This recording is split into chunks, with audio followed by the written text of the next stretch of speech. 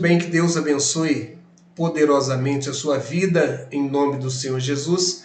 Eu sou o pastor Nelson Ramos e nós vamos trazer uma mensagem agora bacana, uma mensagem de Deus para todos os obreiros da Igreja Manancial e você que talvez está vendo esse vídeo no YouTube e talvez você fale, pastor, eu nem conheço a Igreja Manancial. Que esse alimento venha surtir efeito na sua vida, para que você venha manifestar a vontade de Deus, então, na sua caminhada, no seu dia a dia. Principalmente você que está à frente de um trabalho que cuida de vidas, cuida de almas, através da graça e misericórdia do Senhor Jesus. Bom, hoje nós vamos falar, deixa eu abrir a Bíblia aqui.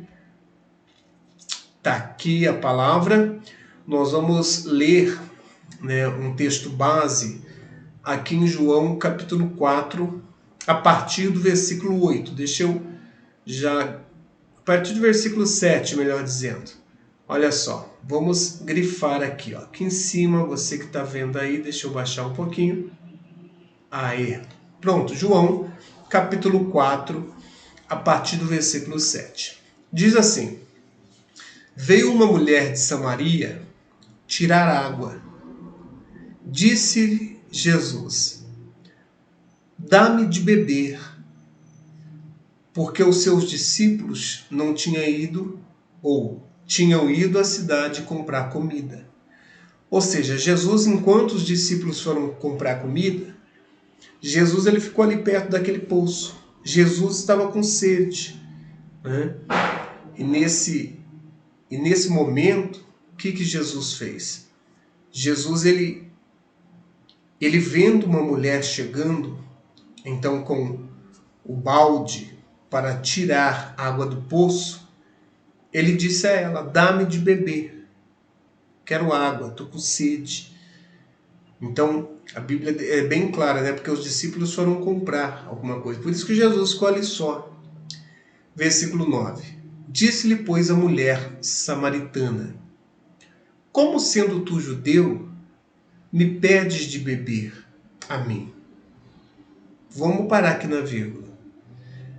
Então nós temos que entender aqui que o próprio Jesus vai falar, a própria palavra vai falar que existia uma luta, uma guerra social, familiar, entre os judeus e os samaritanos. Olha aí o que Jesus fala, né? Porque sou samaritana, ela fala. Como tu sendo judeu me pedes água que sou samaritana? Aí está entre aspas, porque os judeus não se comunicavam, em algumas Bíblias não se dão com os samaritanos. Jesus respondendo e disse-lhe: Se tu conheceras o dom de Deus, e quem é o que te diz, dá-me de beber, tu lhe pedirias, melhor dizendo, e ele te daria água viva. Olha só. Então, Jesus está falando, se você conhecesse o dom de Deus, ou seja, qual que é o dom de Deus? A manifestação de Deus. Deus ele se manifestou ao judeu. Então, quando Deus se manifesta a você, quando Deus se manifesta a mim, é um dom de Deus que se manifesta. A manifestação de Deus para nós já é um dom. Tem muitas pessoas que focam em tantos dons, mas esquecem do principal, que é a manifestação de Deus. Então Jesus falou assim, se você soubesse quem é que está te pedindo, se você tivesse noção de quem está falando com você, é você que ia me pedir água. É você que ia me pedir água. Então Jesus aqui já levou para o patamar o quê? Espiritual. Jesus já transcendeu do físico para o sobrenatural. Aí por quê? Como, pastor? Olha só o final do versículo 10. Ó. Se tu conheceras o dom de Deus, e quem é o que te diz dá-me de beber, tu lhe pedirias e ele te daria água viva. Ou seja, se você me pedisse água, eu não ia te dar essa água que você vai pegar aí, não. Eu ia te dar água viva. Por quê? Porque de dentro do homem de Deus, de dentro da pessoa que tem o Espírito Santo, tem que sair água viva. Tem que sair um alimento que vai então nutrir as necessidades das pessoas. Um dos símbolos do Espírito Santo, então, nada mais é que a água. A água do Espírito Santo. Fluirão rios de água viva de dentro de si. Ou seja, Jesus está falando, olha, eu estou te pedindo uma água física. Você está negando essa água por causa de um atrito social, de um atrito histórico, por causa de um atrito, então, social. Se você me pedisse água, eu ia te dar águas vivas. Ou seja, tem muitas pessoas que elas deixam de receber o dom de Deus, que é o próprio Espírito Santo, por causa de picuinhas, por causa de coisinhas, sabe, que seriam tão fáceis de resolver se ela tivesse na direção de Deus. Muita gente está dentro da igreja, mas com a direção da carne, com a direção daquilo que ela acha que é certo. E toda vez que você ou eu, toda vez que nós vivermos tomando decisões dentro daquilo que nós achamos o que é certo, dentro dos nossos conceitos de vida, nós não vamos estar deixando Jesus dirigir a nossa vida. Então essa mulher, se ela tivesse sabedoria, se ela conhecesse o dom de Deus, então ela não iria tomar essa atitude. Se ela tivesse pelo menos noção do que é o dom de Deus. Porque ele falou, né? Ele disse aí, no versículo 10, se tu conheceras o dom de Deus, e quem é o que te diz, dá-me de beber, e tu lhe pedirias, ele te daria água viva. Olha só que forte. Aí no versículo 11 ela diz assim, disse a mulher, Senhor, tu não tens com o que atirar, e o poço é fundo. Onde, pois, tem águas vivas? Então, preste bem atenção nisso que aconteceu. Enquanto Jesus saiu do físico para o espiritual, ela ainda manteve-se no nível baixo. Ela ainda manteve no nível carnal. Mas peraí, da onde o senhor vai tirar água? O senhor não tem o balde. O poço é fundo. Da onde o senhor vai tirar isso? Essa água? Da onde o senhor vai tirar água viva? Ou seja, enquanto Jesus estava falando o espiritual, muitas pessoas, então, da mesma forma que aquela mulher, vivem hoje. Jesus falou espiritual, a pessoa entende no mundo físico. Assim aconteceu com Nicodemos. Jesus falou, você tem que nascer de novo. Ele, como pode o homem nascer sendo velho? Ou seja, ele olhou para o lado físico da coisa. Ele olhou para a gestação física, não para a espiritual. E aqui não é diferente. Os rios de águas vivas de dentro de nós, eles vão fluir. Por isso que nós temos que ter conteúdo. Por isso que nós temos que nos preparar. Não é simplesmente subir no altar e pregar. Não é simplesmente colocar a mão na cabeça do irmão, da irmã e orar. Falando, eu sou pastor, sou obreiro. Não. O título não quer dizer nada. O conteúdo é o que quer dizer. Vamos continuar. E diz assim, né? Versículo 12. És tu maior que o nosso pai Jacó, que nos deu o poço, bebendo ele próprio dele, e os seus filhos e o seu gado? Ou seja, já conhecia Jacó, tá vendo? Vamos lá. Jesus respondeu e disse-lhe, qualquer que beber desta água, tornará a ter sede. Mas aquele que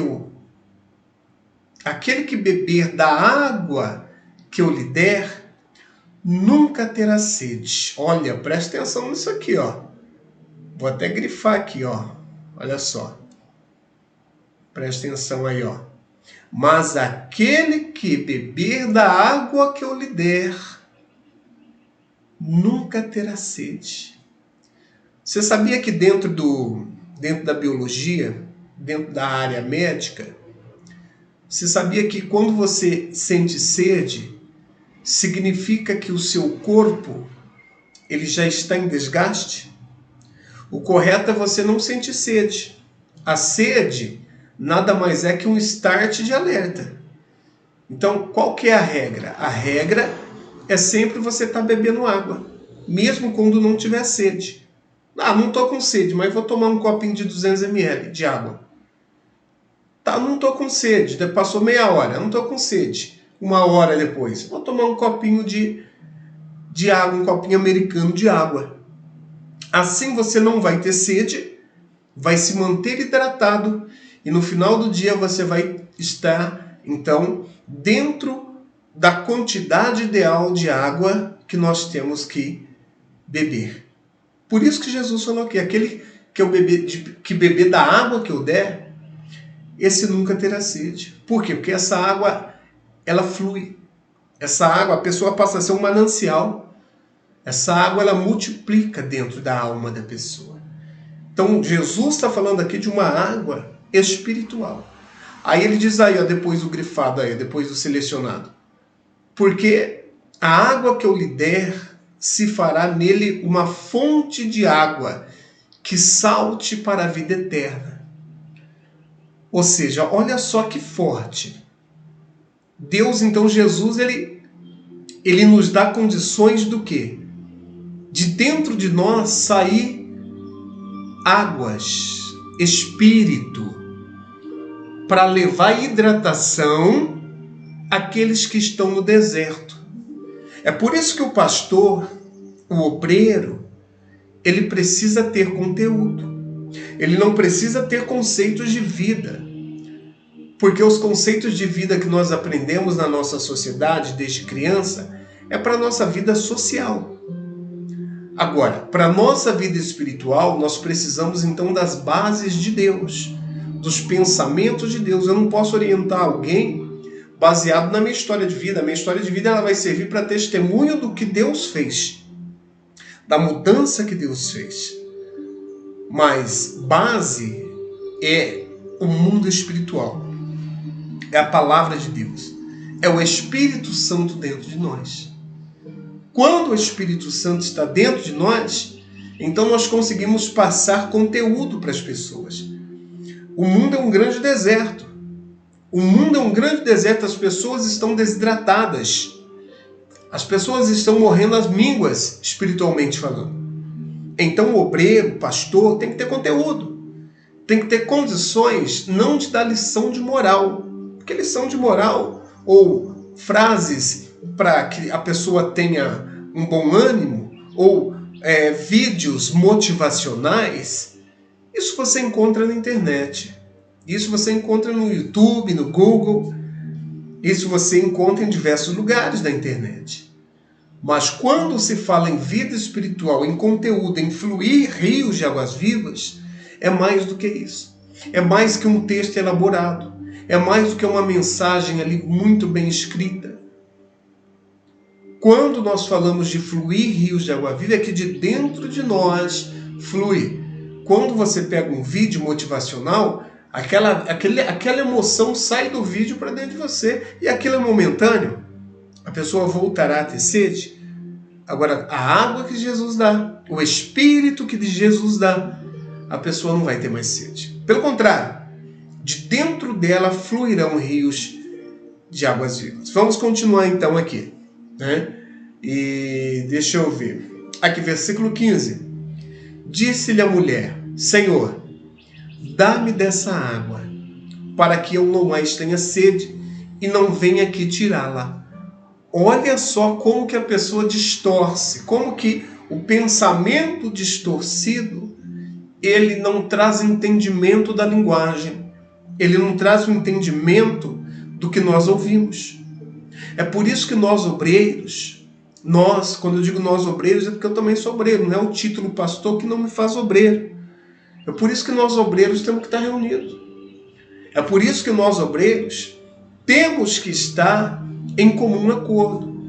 É por isso que eu estou lançando as questões, as perguntas. A partir de então, nós vamos ter perguntas de raciocínio bíblico, para que eu venha saber que conteúdo está você, obreiro. Que conteúdo você tem? Porque se for para ser igual essas igrejas aí, que tem 20, 30, 50, 100 obreiros, mas não tem conteúdo, só sabe falar de voto, só sabe falar de dom, então é melhor não ter. Eu prefiro que nós venhamos ficar com 2, 3 obreiros de fé do que nós ficarmos com 100 obreiros que todos estão não dando testemunho de vida espiritual.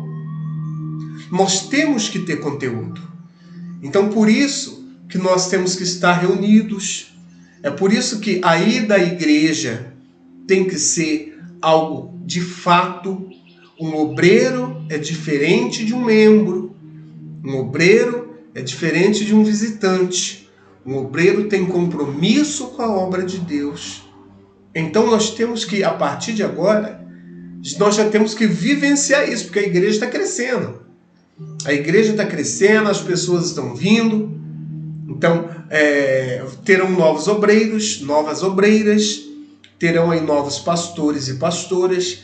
É questão de tempo. Então nós temos que ser o quê? O exemplo para aqueles que virão. Nós temos que ser o exemplo. Nós temos que ser o exemplo para aqueles que vão pegar cada um de nós como base. Cada um de nós como base. Nós vamos ser, então, o ponto de referência. Agora, ser ponto de referência exige muita responsabilidade. Muita responsabilidade. Porque você acha o quê? Eu não me exponho. Eu não me exponho em Facebook. Eu não me exponho em YouTube. Eu não me exponho na faculdade. Eu não me exponho. Por quê?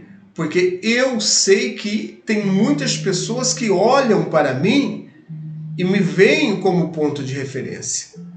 Então eu tenho que dar credibilidade, passar credibilidade para essas pessoas. Então, para que as pessoas me deem crédito, eu preciso o quê? Ser uma pessoa transparente.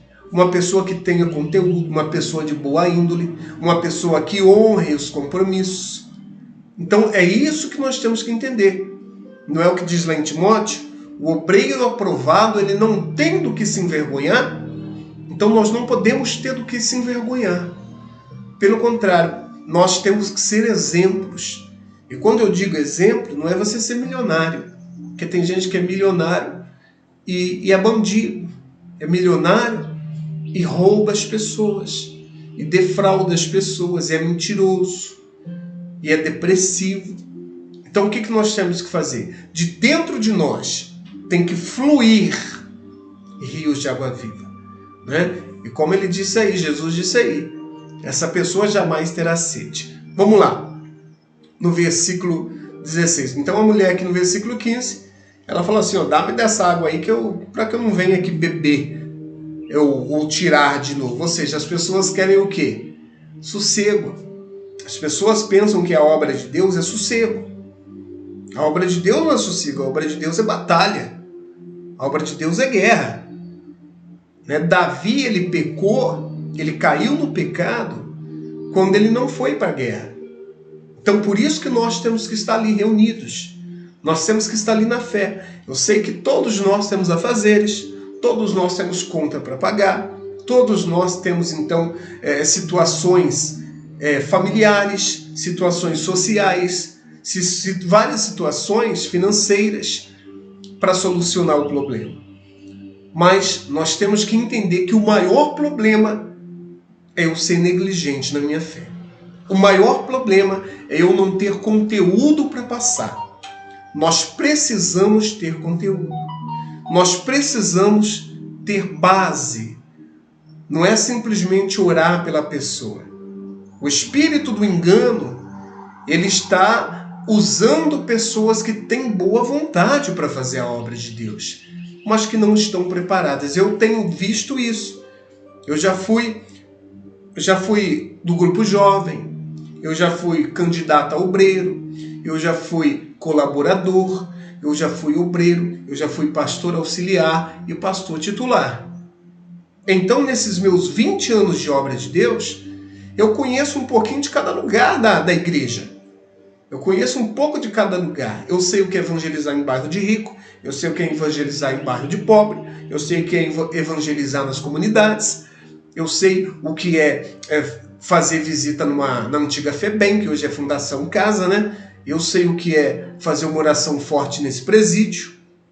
Ou seja, nós sabemos o que é enfrentar um demônio, o que é determinar um milagre, o que é estar à frente de inúmeras pessoas, de uma grande multidão. Então eu posso falar para você com propriedade, não que me falaram, mas que eu vivi.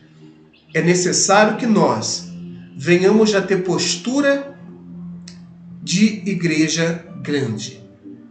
Nós já temos que olhar a igreja Manancial como uma igreja grande, estruturada, com organização. E se nós não tivermos, então, organizados, eu aprendi uma coisa com o pastor Souza.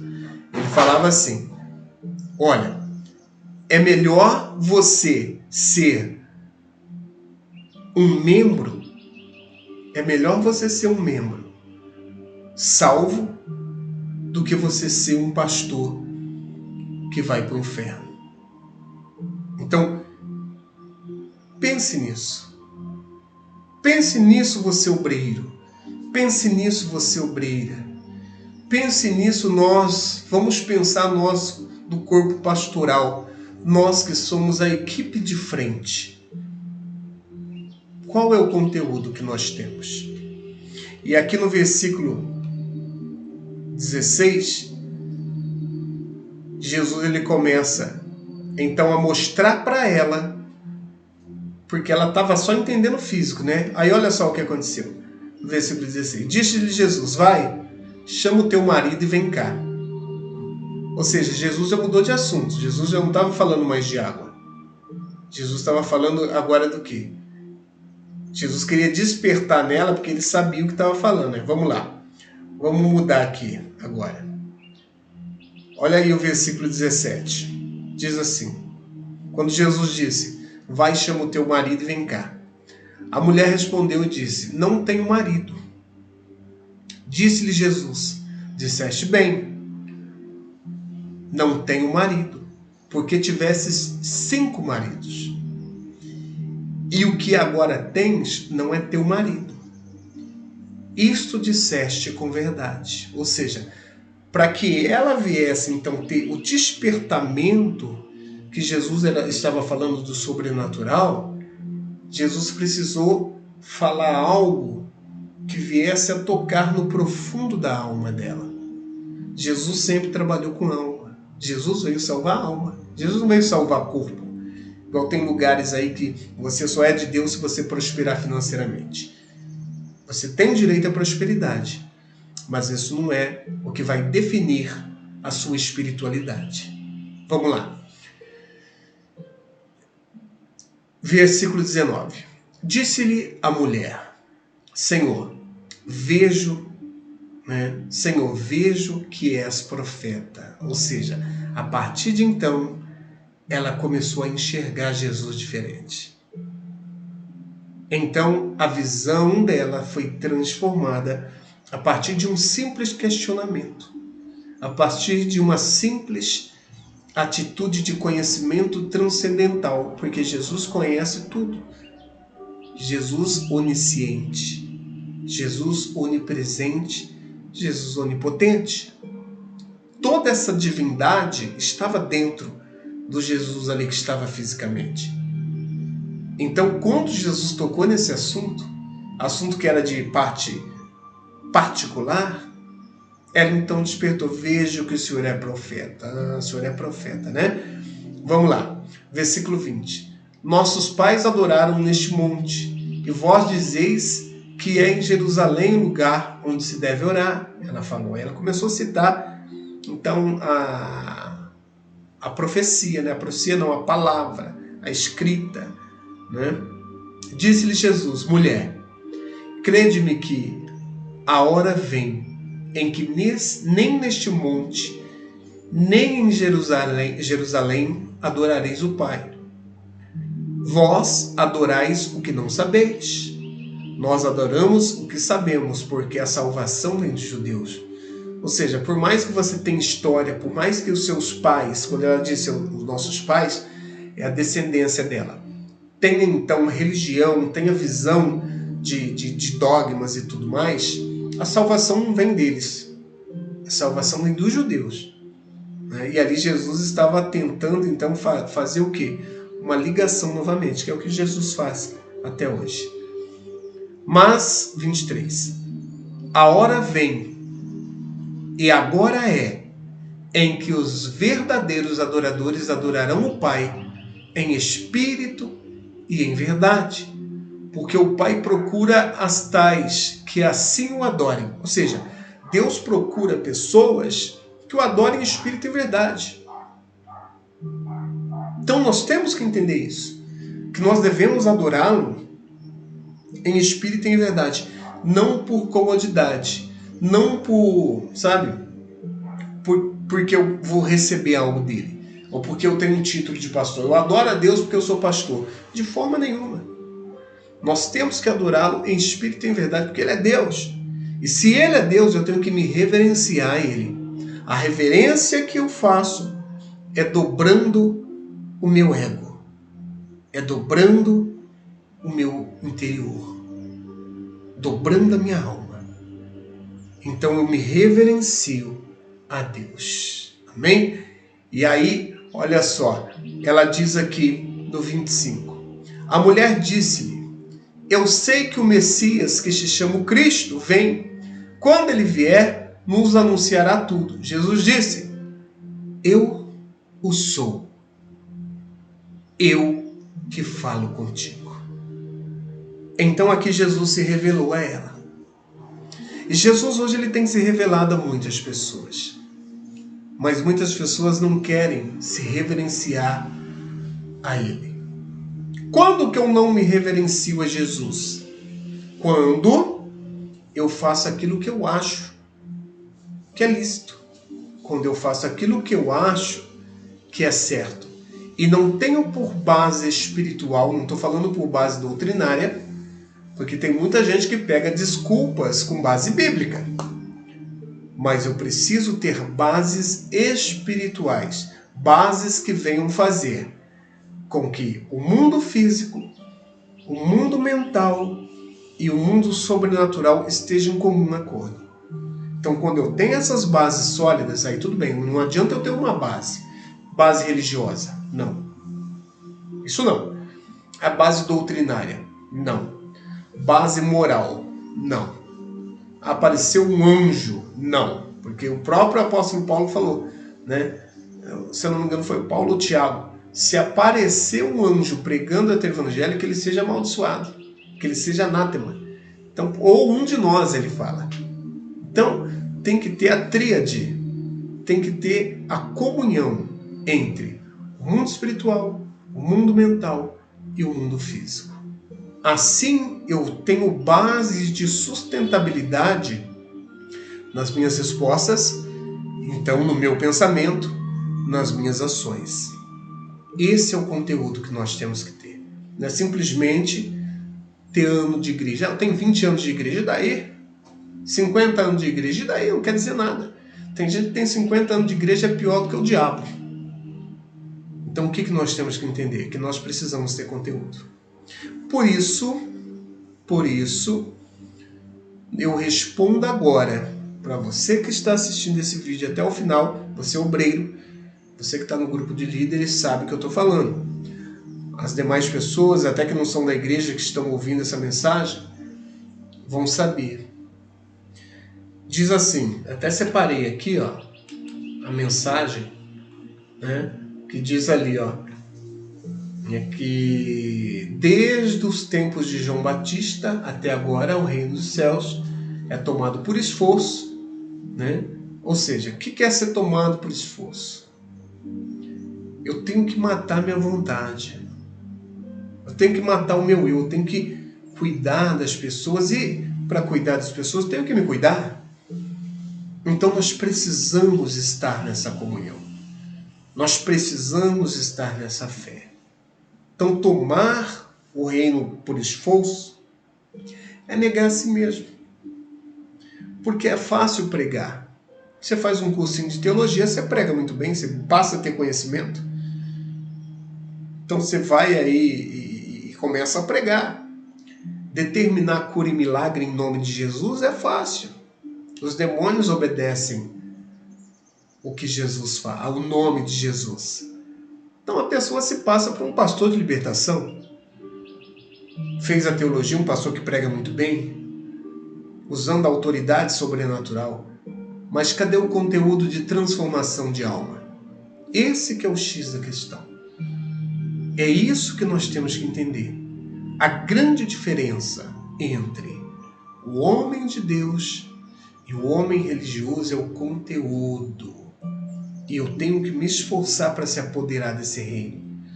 Jesus ele disse, o reino de Deus está dentro de vós. Então o reino de Deus tem que estar dentro.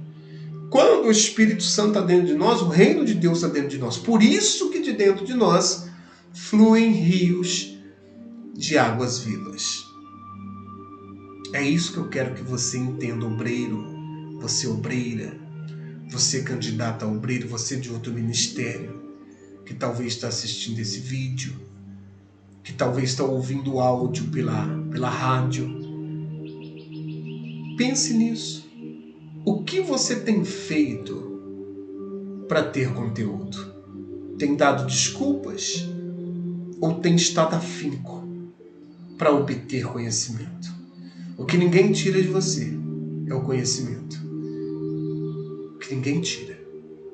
E o conhecimento das coisas divinas te faz assentar com os príncipes. Jesus tira você lá de baixo, lá do fundo do poço, lá da onde ninguém te dava, então, chance. E ele te coloca como líder de pessoas. Amém, irmãos? Que Deus abençoe fortemente a sua vida. E eu tenho a certeza que a partir dessa mensagem você vai tomar o reino por esforço. Tomar o reino por esforço. E o sobrenatural vai acontecer na sua vida. Amém? Que Deus te abençoe. Forte abraço a todos. Em nome do Senhor Jesus.